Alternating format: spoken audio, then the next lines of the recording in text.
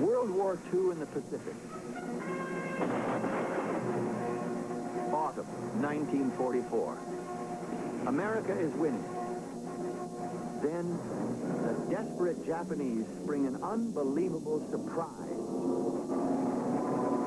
A lone Japanese plane speeds for the U.S. escort carrier Senlo off the Philippine Islands. The Japanese pilot dives, then coolly, deliberately aims his bomb-laden Zero fighter at the Senlo and crashes into the ship.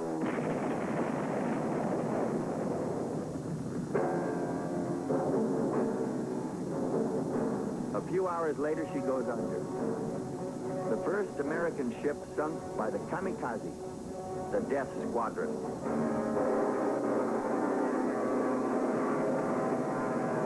Kamikaze. Not just one or two, but thousands. Japanese suicide pilots who will fall from the sky like cherry blossoms. Blossoms of death. In futile frenzy, they will sink and damage scores of American ships. They will kill and wound thousands of Americans. These kamikazes will go willingly with pride to eternal glory. Leaving us to wonder, who were these children of death? Why did they fly their missions to oblivion? Kamikaze, mission of death.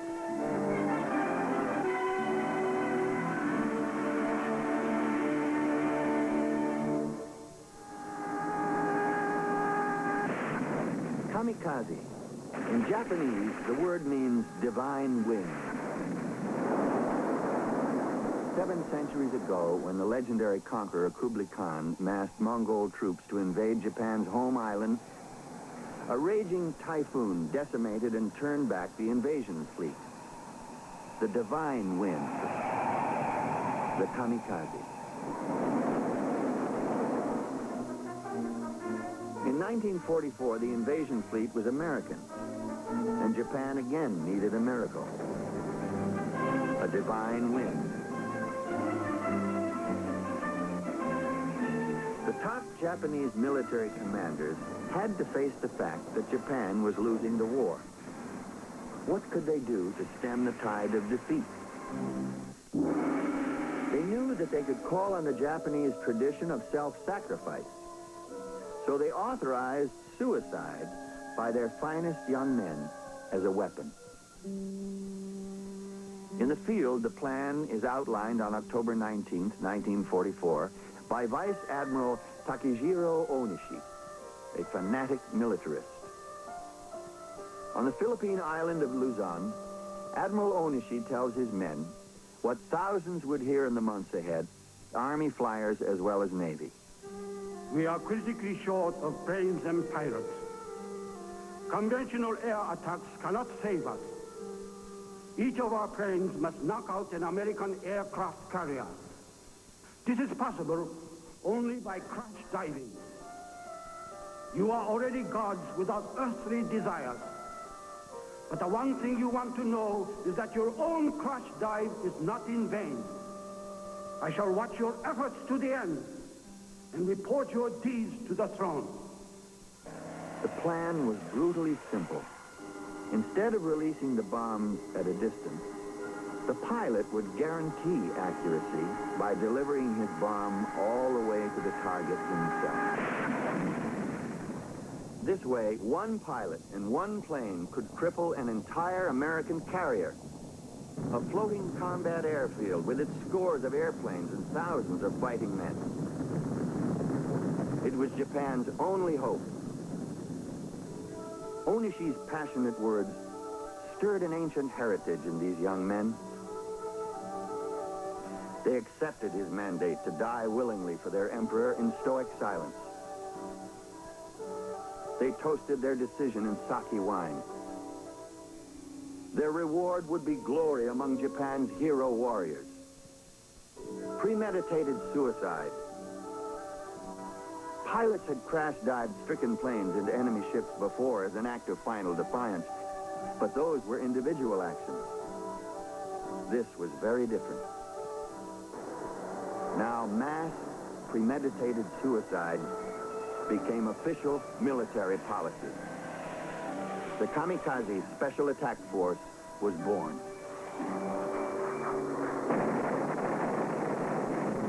The Kamikaze volunteers believed that only their sacrificial death could change a terrible fate. They were told over and over that if the Americans conquered Japan, their women would be raped, their emperor humiliated, their nation destroyed. They shouted the patriotic slogan that means Japan will live for 10,000 years.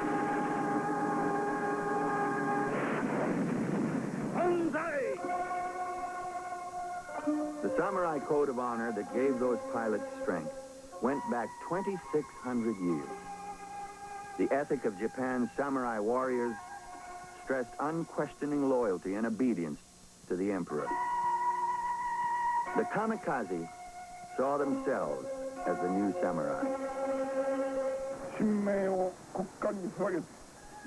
In these desperate hours, the Kamikaze pilots relied on their tradition of death for honor. Or if they secretly feared death, they would not admit such heresy.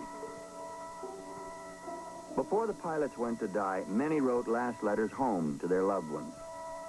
Among the rare surviving letters are some actually hopeful, poetic epitaphs. Tomoharu Saito, a university graduate, wrote, I will end my story at 21 years. I give these words to my father. Ride the sky. I am the shield of the emperor as I ride. Saito sacrificed himself off Okinawa May 4th, 1945. Masahisa Uemura wrote to his 4-year-old daughter, Motoko, Dear Moko, grow up to be a healthy and big girl. Daddy will make an attack on the enemy. When you grow up, you will understand. Uemura crashed and died off the Philippines in October 1944. Takeo Kobayashi, who was a Chuo University graduate, proudly painted a Japanese flag with his own blood and left it as a parting souvenir. Kobayashi crash-dived in the Philippine campaign. Masafumi Yasuhara had received a toy doll, a gift, from a little girl.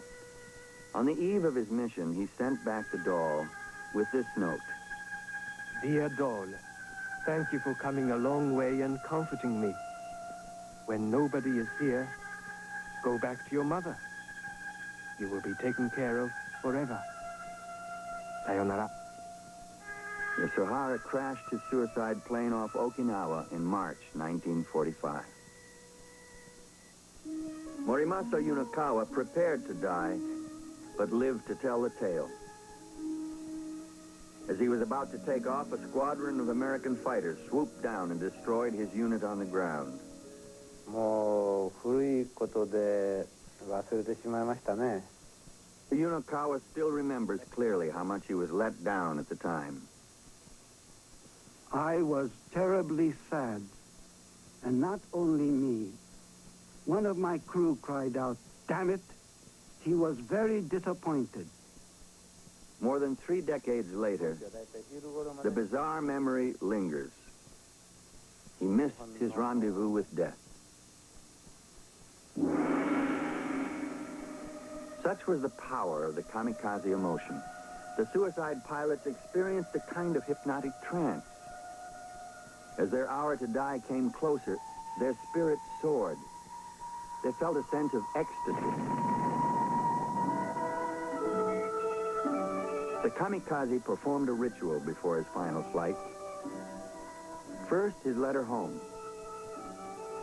Next, a farewell to close comrades and a toast in sake wine. And then, an inspirational farewell from his commanding officer.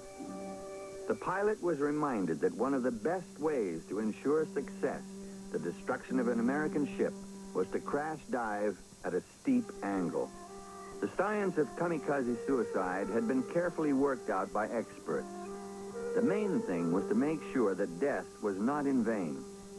The kamikazes were told over and over again, Don't be in too much of a hurry to die. If you cannot find your target, turn back. Choose a death which brings about a maximum result. the last ritual act was for the kamikaze pilot to tie a cloth decorated with a samurai symbol around his forehead, with slogans like Go Koku, defend Japan, or Go Chin, sink ships. Then came the signal to take off and find glory. Ideally, the kamikazes flew in groups of 3, with fighter escorts to fend off the American fighter planes that rose from the carriers to meet them. The kamikaze had to fly through a wall of Grumman Hellcats and a curtain of lead from anti-aircraft guns on the American ships below. The kamikazes dived and became as one with their death machine. In the final moment, even momentary flinching could mean a miss. So the pilots were ordered to die with their eyes wide open, looking death squarely in the face.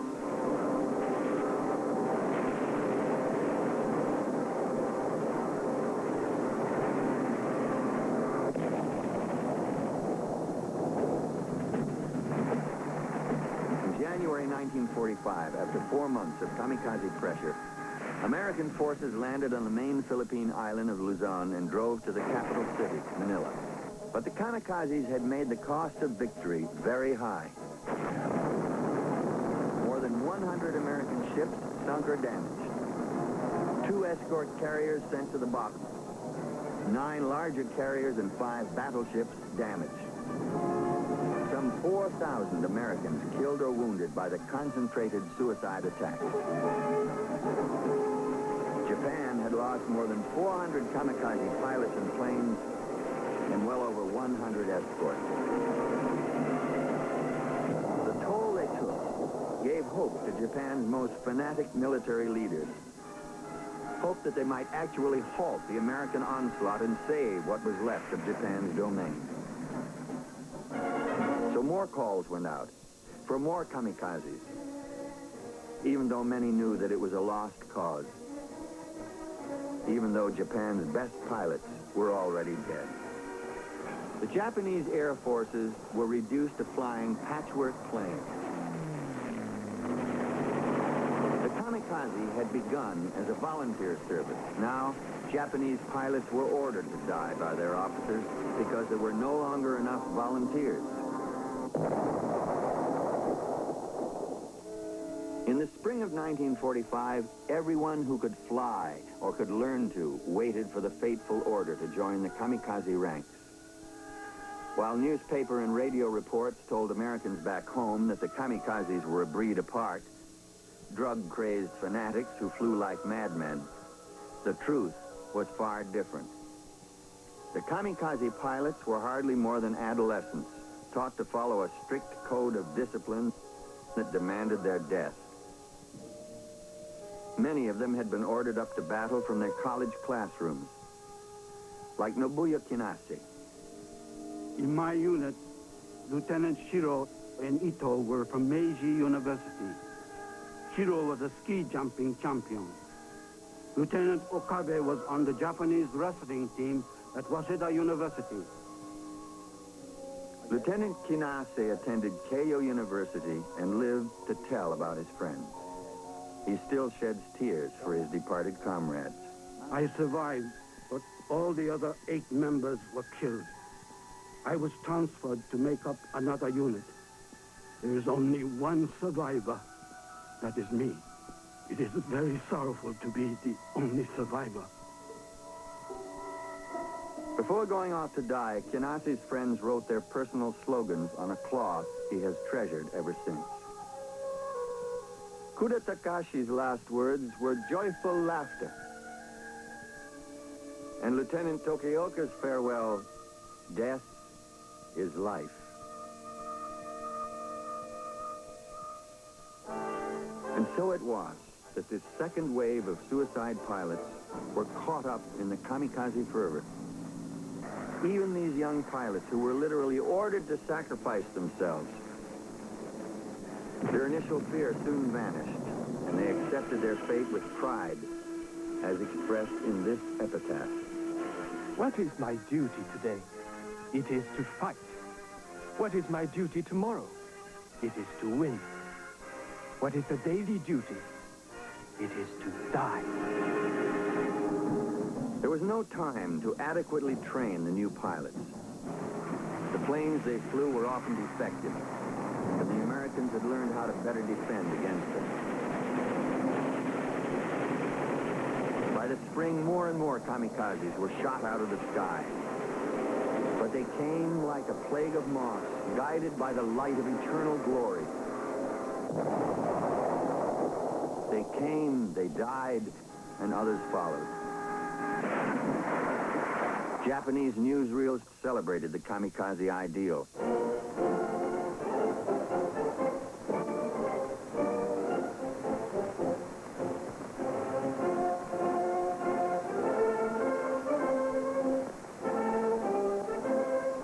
The idea of deliberate death as the way to victory was no longer confined to flyers. In April 1945, as American troops stormed ashore at Okinawa, the doorstep of Japan, the Japanese surface navy took up the kamikaze concept. The best remnants of the Japanese fleet were chosen for a suicide mission. 10 ships, including the giant battleship Yamato, sailed for Okinawa. The fleet was commanded to deliberately beach itself, to run aground, to confront the massive American forces as they attacked Okinawa, and to fire every gun until every shell was spent and the last Japanese sailor was dead. But 300 carrier-based American planes rose to attack the suicide flotilla before it could reach its target. In a matter of hours, the Japanese vessels were sent to watery graves. Only 4 destroyers got away. Japan's navy had lost what was left of its might, along with more than 2,500 lives. Banzai! But in the face of defeat, the kamikaze frenzy increased. There were one-man, one-way submarines. On land, Japanese soldiers threw their bodies against American steel in futile banzai charges as they had throughout the war.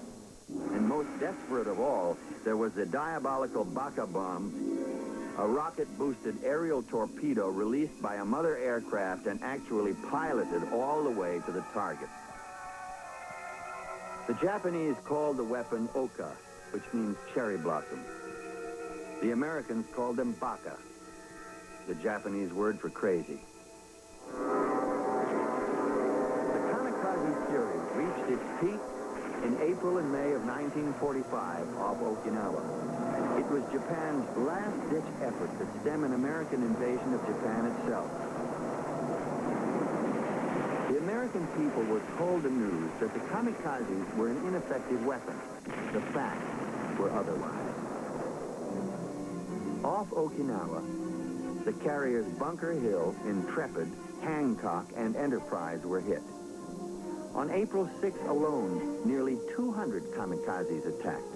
They sank 2 American destroyers and damaged 10 more among the vessels hit that day. And on the 16th, 126 kamikazes and 6 Baka bombs sank the destroyer Pringle and damaged a major carrier and 5 other ships. From beginning to end of the kamikazes, the U.S. Navy took the worst casualties in its history. 34 ships were sunk. Nearly 300 ships suffered severe damage. Many were made useless. More than 10,000 American sailors were killed or wounded. Many of the dead were buried at sea. It had cost Japan more than 2,500 pilots and planes, but they could not change the face of the war. For all the destruction wrought by the kamikazes, the Americans would not be stopped. American bombers blasted Japan's major cities around the clock. American Marines and soldiers were rooting Japanese soldiers out of the caves of Okinawa. The Allied High Command demanded that the Japanese surrender unconditionally. The Japanese leaders resisted. They believed continued resistance might buy them better terms than unconditional surrender. Kamikaze frenzy spread throughout the military and even to the civilian population. Civilians, as well as soldiers, chose death over surrender. Even though Tokyo had been flattened by bombing, the American command was faced with the grim reality that an American invasion could cost the lives of 1 million American men. It seemed the war could go on forever against the suicidal enemy. This conclusion was presented to President Harry Truman as he pondered the agonizing decision of whether to unleash the horror of the atomic bomb. August 1945, Hiroshima, 70,000 killed. 3 days later, Nagasaki, 40,000 dead. Even after that, the father of the kamikaze, Admiral Onishi, still called for more kamikaze pilots. Onishi would give up his fight only after Emperor Hirohito personally announced Japan would surrender. The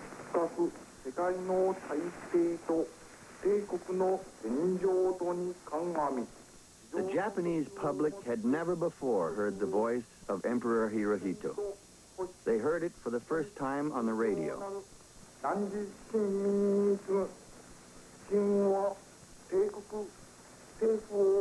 It was their God condescending to talk to them. The Japanese had surrendered. Admiral Onishi knew what he had to do. In his second-floor study, the Admiral unsheathed a sword and disemboweled himself. Harakiri, ritual suicide.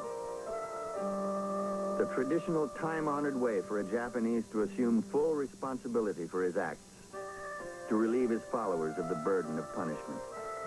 This last kamikaze lingered 12 hours, refusing help, welcoming his pain and suffering as atonement for failure. In a final note, he wrote, I wish to express my deep appreciation to the souls of the brave special attackers. And I apologize to the souls of these dead flyers and their bereaved families. I wish the young people of Japan to find the moral in my death. With all the fervor of spirit of the special attackers, strive for the welfare of Japan and for peace throughout the world. Admiral Onishi died at 6 p.m. August 15, 1945.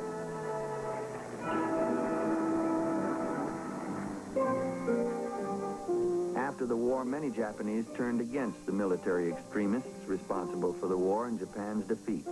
At the same time, they denounced the kamikaze ethic as barbarous.